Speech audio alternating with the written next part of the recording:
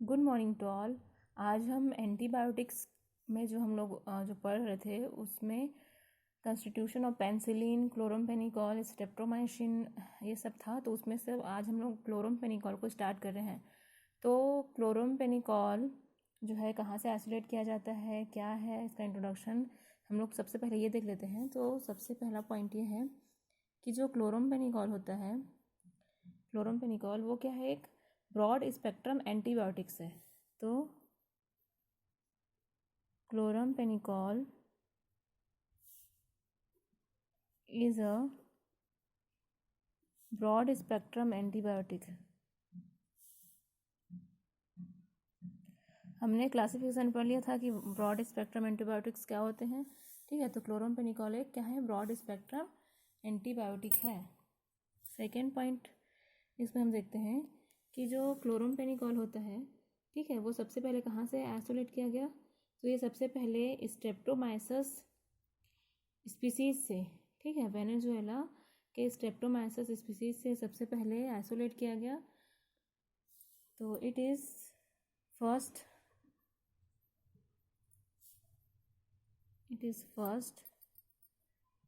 isolated from species of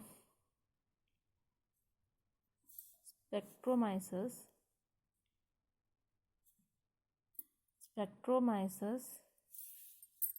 from Venezuela.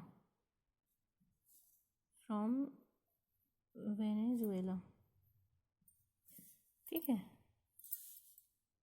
Next इसमें हम देखते हैं, अब इसका हम लोग देखते हैं constitution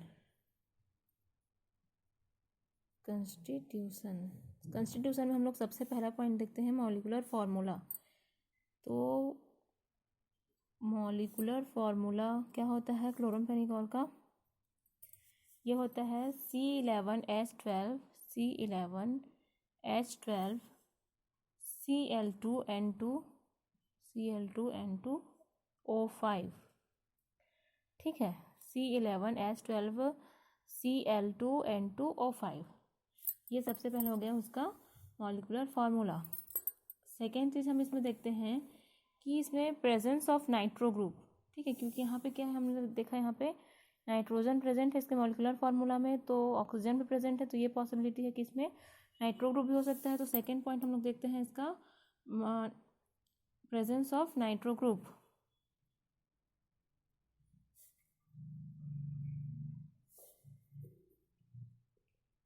presence of nitro group इसमें हम लोग देखते हैं कि जो क्लोरमफेनिकॉल का एब्जॉर्प्शन स्पेक्ट्रम होता है, इसका एब्जॉर्प्शन स्पेक्ट्रम जो है किसके सिमिलर होता है, नाइट्रोबेंजीन के।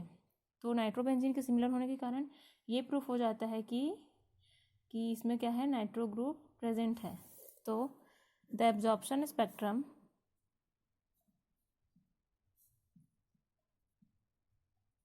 Of chloramphenicol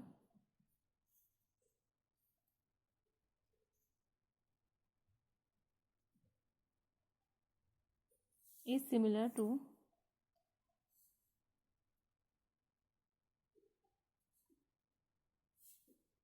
has been found to be similar to nitrobenzene. It indicates that it contains nitro group. ठीक है, इसका जो मॉलिक्यूलर जो इसका एब्जॉर्प्शन स्पेक्ट्रम होता है वो किसके समान प्राप्त होता है, नाइट्रोबेंजीन के समान, जिससे ये प्रूफ होता है कि जो क्लोरमफेनिकॉल है वो नाइट्रो ग्रुप जो है कंटेन किया रहता है। नेक्स्ट पॉइंट हम लोग देखते हैं कि absence of free amino and carbonyl group. Absence of free amino and carbonyl group. ठीक है, free amino and carbonyl group, इसमें फ्री एमिनो ग्रुप और कार्बोनिल ग्रुप जो है एब्सेंट होता है। ये कैसे प्रूफ होता है, तो इसका हम लोग क्या करते हैं, यूजुअल टेस्ट करते हैं। बाय यूजुअल टेस्ट हमको ये पता चलता है, it has been shown that chloramphenicol contain neither free amino group nor carbonyl group by usual test. By usual test,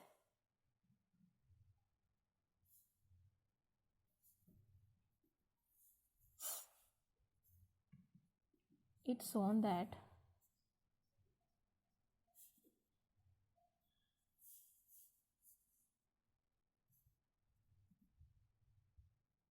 chloramphenicol contain neither carbonyl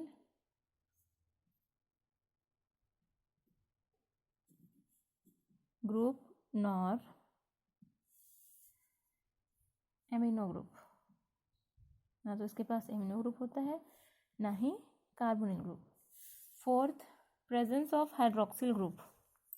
अब ये देखते हैं कि इसमें हाइड्रोक्सिल ग्रुप प्रेजेंट होता है कि नहीं. Presence of hydroxyl group. ठीक है, ये कैसे प्रूव करते हैं? जब इसको एसिटाइलेटेड किया जाता है, ठीक है, एसिटिक एनहाइड्राइड के प्रेजेंट में, एसिटिक एनहाइड्राइड के प्रेजेंट में जब एसिटाइलेटेड किया जाता है तो क्लोरमफेनिकॉल जो है वो डाई एसिटाइल डेरिवेटिव देता है, जिससे ये प्रूफ होता है कि क्लोरमफेनिकॉल में जो है 2 हाइड्रोक्सिल ग्रुप प्रेजेंट होते हैं, क्योंकि ये क्या देता है? Di acetyl derivative. ठीक है, जब उसको एसिटिक एनहाइड्राइड के साथ क्या किया जाता है? ट्रीट किया जाता है. तो when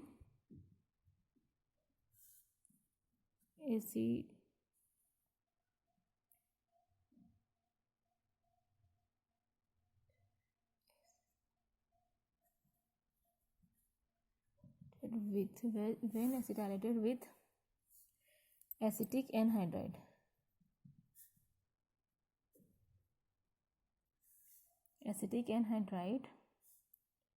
chloramphenicol yields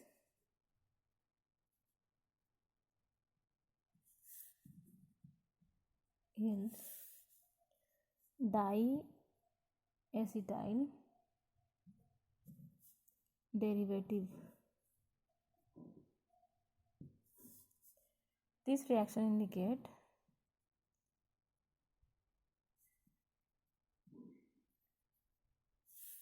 that chloramphenicol contain 2 hydroxyl group.